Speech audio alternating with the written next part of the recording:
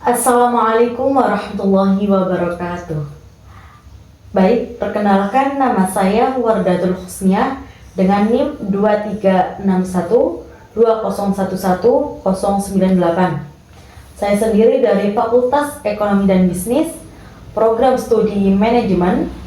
Saya masuk di kampus Unira tercinta ini pada tahun 2023. Di sini saya membuat video karena ada tugas ujian akhir semester yang dikasih oleh Pak Fakhrus Rozi selaku beliau dosen pengampu pendidikan agama 2. Di sini saya akan menyampaikan tentang tahlilan yang ada di daerah saya sendiri. Nah, tahlilan adalah sebuah tradisi yang dilakukan oleh sebagian besar umat muslim di Indonesia kita, khususnya yang berada di daerah Jawa Timur. Nah, tahlilan sendiri merupakan sebuah upacara doa bersama yang diadakan untuk memperingati seseorang yang telah meninggal dunia. Biasanya waktu-waktu pelaksanaannya yaitu pada hari ke-1 setelah meninggalnya orang tersebut hingga dilaksanakannya sampai 7 hari. Jadi pelaksanaannya berturut-turut ya sampai 7 hari. Nah, ada juga biasanya kita tahlilan pada hari ke-40 setelah meninggalnya seseorang tersebut, dan kita melaksanakan tahlilan tersebut juga pada hari ke-100 setelah orang meninggal tersebut, kita melaksanakannya pada hari ke-1000. Ya, bisa dihitung sendirilah hari ke-1000 hari setelah orang meninggal itu berapa tahun. Jadi itulah waktu-waktu pelaksanaan tahlilan untuk orang yang sudah meninggal dunia. Tujuan utama dari tahlilan adalah untuk mendoakan arwah yang telah meninggal agar mendapat tempat yang baik di sisi Allah, diampuni dosa-dosanya, diterima amal baiknya, dan semoga keluarga yang ditinggalkan menjadi lebih tabah. Rangkaian ini seringkali berlangsung dalam beberapa majelis zikir di antara sekelompok orang yang berkunjung untuk berdoa, mengingat Allah, dan mendoakan arwah tersebut agar menjadi tenang dan diampuni dosa-dosanya. Dalam tahlilan tersebut biasanya dibacakan surat Yasin, tahlil, tasbih, tauhid, takbir, dan istighfar, dan juga istighosah. Selain itu juga sering dibacakan doa-doa khusus untuk arwah orang yang telah meninggal dunia agar mendapatkan rahmat ampunan dari Allah. Selanjutnya biasanya kalau di daerah saya orang tahlil tersebut mendapatkan makanan maupun minuman. Biasanya kalau hari ke-1, hari ke-2 itu mendapatkan cemilan yang dimakan di tempat orang meninggal tersebut. Untuk hari ke-3 biasanya akan mendapatkan berkat. Berkat itu apa ya bahasa Indonesianya? Ya, makanan yang dibawa pulang gitulah, biasanya itu nasi. Untuk hari ke-4, ke-5, ke-6 biasanya juga cemilan, tapi biasanya juga ada yang dibawa pulang. Dan untuk hari yang ke-7 biasanya itu mendapatkan berkat itu lagi. Berkat apa bingkisan ya? Saya lupa, Pak. Itulah. Nanti biasanya juga diberi minuman juga. Biasanya juga ada bingkisan. Biasanya itu ada yang dikasih ke mall, perabotan rumah tangga. Banyak lah. Biasanya itu ada seperti apa ya namanya? Pidaan. Nah, saya itu baru tahu kemarin beberapa hari yang lalu. Apa sih pidaan itu? Biasanya pidaan itu dilakukan waktu tahlilan jika jamaah tahlil tersebut melebihi 100 orang. Itu biasanya akan dibacakan surat Al-Ikhlas sebanyak mungkin, tapi secara lirih maupun diam lewat batin. Itu biasanya. Nanti akan saya cari tahu ya kepada orang-orang daerah sekitar ini. BTW saya tinggal di desa Bilang, Kecamatan Kepanjen. Nanti akan saya cari informasi lebih lanjut tentang tahlilan-tahlilan yang ada di daerah saya. Alhamdulillahirrabbilalamin. Sesuai ucapan saya di video sebelumnya, bahwa saya akan bertemu dengan narasumber kita untuk mengulik tentang tradisi-tradisi tahlil di daerah Desa Ndilem. Di sini di samping saya sudah ada Bapak narasumber kita. Sebelumnya boleh diperkenalkan nama Bapak? Ya. Assalamualaikum warahmatullahi wabarakatuh. Nama saya Rusdi. Cukup itu aja. Di sini saya mau minta waktu Bapak sebentar untuk saya menggali informasi tentang tradisi tahlil di daerah Desa Ndilem. Apakah boleh, Pak? Iya, boleh. Silakan. Mungkin ada beberapa pertanyaan. Yang pertama, kalau saya boleh tahu, tahlil sendiri itu tradisi seperti apa ya, Pak? Tahlil itu sebenarnya berasal dari kata tahlil halala, membaca la ilaha illallah, itu aja. Dan tahlil diadakan pada setiap ada acara seperti malam Jumat dan jika ada kematian. Jadi itu cuman membaca la ilaha illallah dengan ditambah bacaan-bacaan yang lain. Ya. Kalau saya boleh tahu tujuan utama dari tahlil itu apa ya, Pak? Tujuan utamanya hanya mengharap kepada Allah dengan membaca dzikir la ilaha illallah, agar yang dikirim bacaan la ilaha illallah, misalkan keluarga kita, orang tua kita yang sudah meninggal, itu bisa diampuni dosanya oleh Allah. Dan itu. Kalau saya boleh tahu, biasanya siapa yang memimpin tahlil itu? Kalau di Ndilem sendiri itu tiap RT ada sendiri. Jadi misalkan RT 1 siapa, RT 2, dan di sini kebetulan RT 7. Oh, okay. RT 7 itu saya sendiri. Oh iya, Bapak sendiri. Kalau di RT 6 Ustadz Asari, dan di tiap RT pasti ada. Iya. Kan beberapa hari yang lalu ada tahlil untuk kematian seseorang. Nah, saya baru mengetahui tentang ada tahlil pidaan. Kalau saya boleh tahu, itu apa ya maksudnya dari pidaan tersebut, Pak? Fida itu kan istilahnya diplesetkan dari kata fida. Fida itu tebusan. Sebenarnya fida, bukan fida. Fida itu kata plesetan orang Jawa yang sulit mengucapkannya, jadi fida sebenarnya. Dan itu dzikir fida itu ada 2 macam. Jadi ada yang sugro, ada yang kubro. Nah, sugro itu apa, Pak? Yang sugro itu hanya membaca kalimah la ilaha illallah sebanyak 70 kali. Ada yang bilang 71 kali.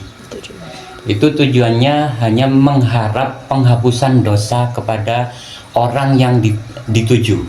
Misalkan ada seseorang yang meninggal dan di kumpulan tahlil itu keluarga minta, ini sekarang dibacakan fida saja, fida kata orang Jawa. Jadi sebenarnya itu fidaan artinya itu tebusan dari dosa. Cuman itu. Jadi membaca la ilaha illallah sebanyak 70 kali atau 71 kali itu yang sugro. Sedangkan yang kubro membaca surat Al-Ikhlas, Qul huwallahu ahad sampai selesai itu sebanyak 100.000 kali. Berarti itu kalau tahlil beberapa hari itu mulai hari pertama sampai hari ke-7 itu membaca surat tersebut apa? Iya, tergantung pesertanya. Misalkan yang ikut tahlil orangnya banyak, ya nanti biasanya sama-sama membaca surat Qul huwallahu ahad sebanyak 100.000 kali.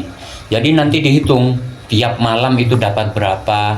Soalnya tidak ada syarat harus berturut-turut atau harus di satu tempat membaca sampai selesai, enggak.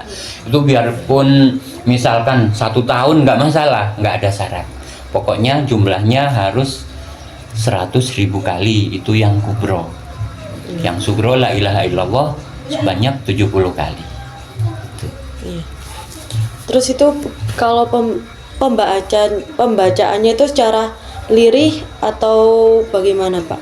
Lirih ataupun jahar keras nggak ada syarat, ya tetap asalkan membaca dengan lirih pun nggak masalah, asalkan hitungannya tetap. Iya. Terus kalau kan biasanya waktu tahlil buat orang yang meninggal itu kan ada menghitung batu kecil-kecil atau jagung, itu maksudnya bagaimana ya, Pak? Kalau batu atau jagung yang diambil satu-satu itu, Iya. itu sebenarnya cuman ganti dari tasbih, ganti dari hitungan. Misalkan nggak ada batu, nggak ada tasbih, pakai tasbih digital bisa. Atau kalau nggak ada tasbih digital, punya HP, download tasbih digital itu kan ada. Nanti tinggal tik tik tik tik tik. Itu bukan syarat harus pakai jagung atau pakai kerikil, bukan. Itu hanya mempermudah dalam menghitung. Soalnya 100.000 kali itu kan banyak dan nggak mungkin cuman dengan jari dihitung lalu disetorkan ke otak, diingat-ingat, nggak mungkin. Soalnya orangnya pun banyak. Aku dapat sekian. Tapi kalau lewat batu atau jagung, itu nanti tiap dapat 100, ambil 1. Jadi kalau satu majelis itu dapat bisa membaca 400, ya ambil 4 biji. Nanti dikumpulkan jadi di satu wadah, sama keluarga dihitung.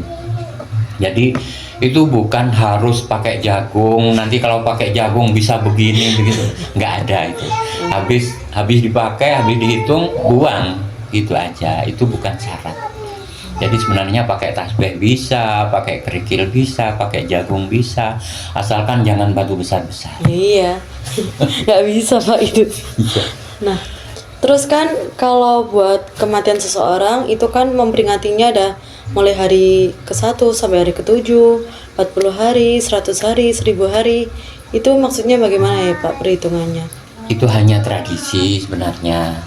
Kalau di zaman Rasulullah sendiri nggak ada, tapi ada sebagian keterangan yang membolehkan, terutama di ulama NU.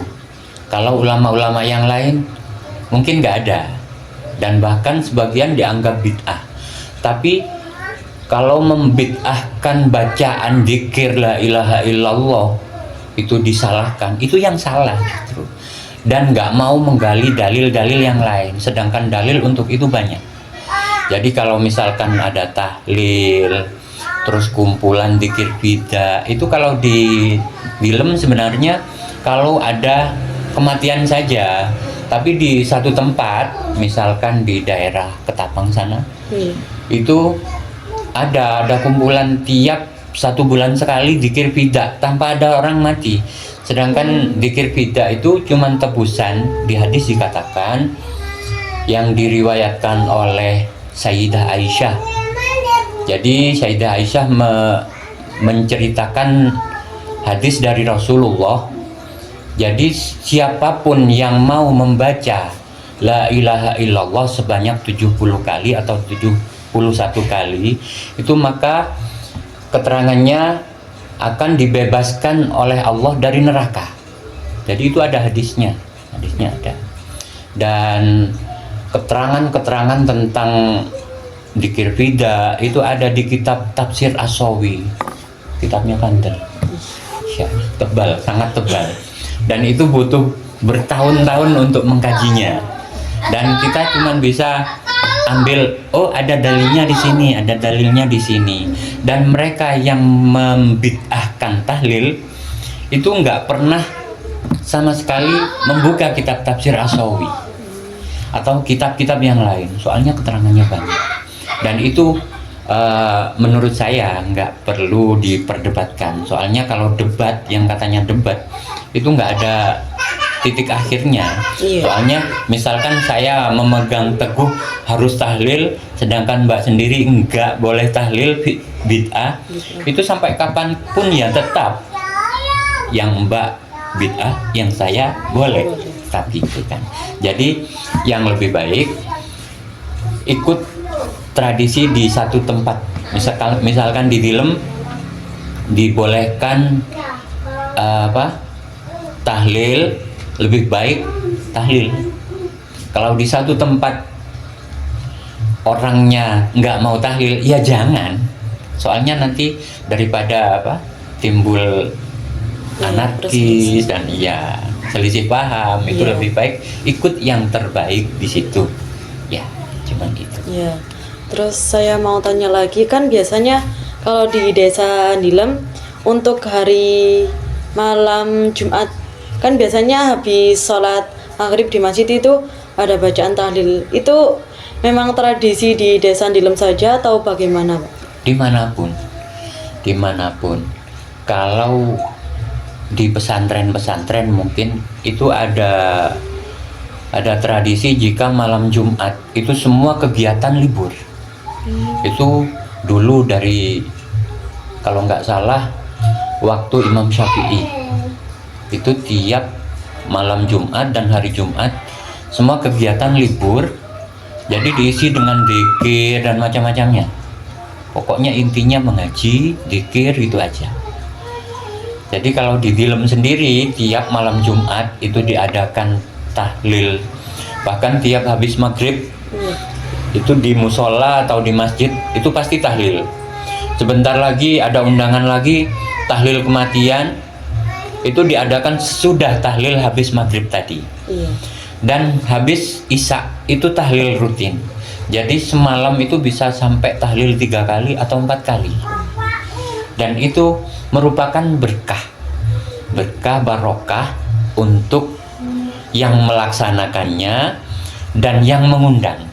Yang mengundang tujuannya sodakoh, mau mengirim sodakoh buat keluarganya yang sudah meninggal, dan itu pahalanya pasti sampai ke orang yang kita tuju. Itu menurut mazhab kita. Kalau menurut yang lain, aliran yang lain, beda lagi, nggak usah dibahas kan ya. Iya. Yang penting kalau di desa Nilem sendiri tiap ada undangan tahlil, pulang kan pasti bawa berkat. Nah, iya. Itu bukan tujuan, itu sodakoh dari orangnya. Ditolak jangan, kan makanan. Iya. Tapi kalau ada yang membid'ahkan, ya nggak usah digubris, tetap jalan saja. Soalnya tiap daerah beda. Iya, Pak. Tapi yang setahu saya di tempat manapun kalau itu ada ikut aliran ikut Ahlus Sunnah wal Jamaah, itu pasti memegang teguh acara tahlilan rutin itu. Ada kematian atau tidak, tiap malam Jumat pasti ada acara tahlilan. Gitu. Terus kan kalau saya tahu di sini itu ada rutinan ibu-ibu, yaitu yasinan. Kalau saya boleh tahu, apa perbedaannya dari tahlil sama yasinan tersebut? Sebenarnya nggak ada perbedaan, cuman bacaannya aja yang beda. Tapi cuman biasanya ibu-ibu ya, ibu-ibu. Sedangkan kalau rutinan tahlil itu mayoritas bapak-bapak. Jadi beda orangnya aja, nggak ada beda. Tujuannya sama. Oh, iya. Terus kalau saya boleh tahu, untuk pertanyaan terakhir, bagaimana sudut pandang Bapak tentang remaja-remaja sekarang yang mungkin sudah tidak menanamkan tentang tradisi tahlil di kehidupannya? Kalau untuk urusan remaja saat ini itu masuk kategori hadisah, sesuatu yang baru saja terjadi. Itu ikut kejadian saat ini. Itu remaja kita dimanapun mungkin itu terkontaminasi oleh acara-acara hiburan saja. baik yang di rumah, yang di pesantren, atau yang di daerah-daerah lain. Itu hampir sama, cuman beda sedikit. Kalau yang di rumah, misalkan remajanya nggak mau mengaji dan hanya ikut hiburan-hiburan aja, nongkrong-nongkrong, itu sudah gimana ya? Ada hadis yang begini. Dulu bada'al islamu ghoriban wa sayaudu kama bada'a ghoriban. Islam itu dulunya jarang ada yang mau menganutnya, kata Nabi itu. Dan suatu saat nanti pasti Islam itu akan kembali seperti awal, nggak ada yang mengikuti sama sekali. Dan itu lambat laun prosesnya tetap begitu. Kalau misalkan remaja sekarang bisanya cuma nongkrong di kafe, main game, dan apa ya, yang sekarang musim itu berot, di mana-mana ada.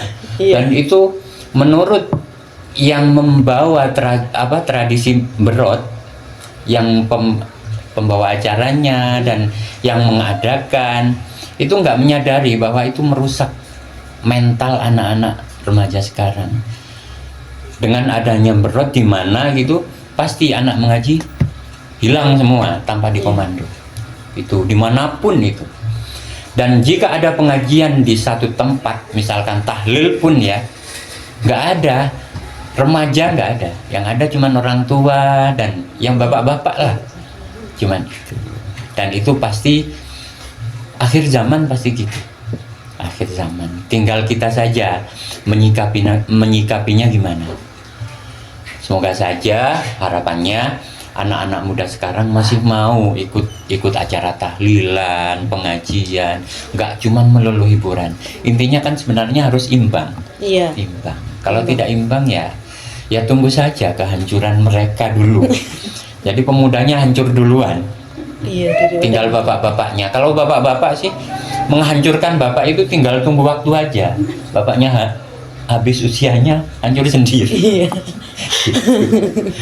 Ya semoga saja, cuman harapannya generasi setingkat dengan Mbak Nia ini dan teman-temannya masih mau mengingatkan teman-teman yang lain untuk ikut acara tahlilan, acara pengajian, nggak cuman ikut hiburannya saja, gitu. Itu harapannya. Ya. Terima kasih Pak, saya ucapkan mohon maaf karena mengganggu waktu Bapak. Tidak. Nah, semoga teman-teman yang menonton ini bisa memetik dari informasi yang telah narasumber sampaikan, dan ayolah kita tetap terapkan tradisi-tradisi yang ada di daerah sekitar kita. Terima kasih Pak. Semoga yang telah Bapak sampaikan bisa bermanfaat untuk saya dan teman-teman kita semua. Amin. Oke, matur suwun. Assalamualaikum warahmatullahi wabarakatuh.